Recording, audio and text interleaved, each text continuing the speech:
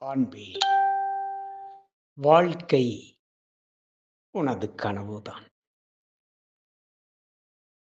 விழிப்பு நிலைதான் உன் நிஜம். இந்த விழிப்பு நிலையைத் தருவது யோகம்.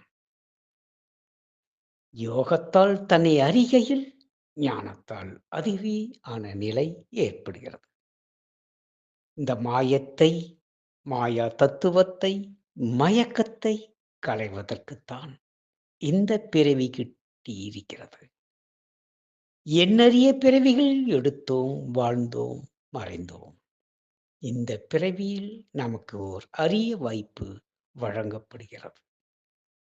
அதுதான் இந்த குண்டலினி யோகம். குரு தரிசனம், ஞானம் பாதை எல்லாமே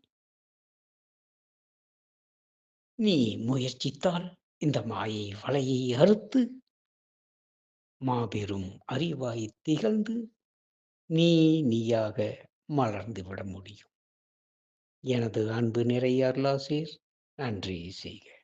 நலமே பெறுக.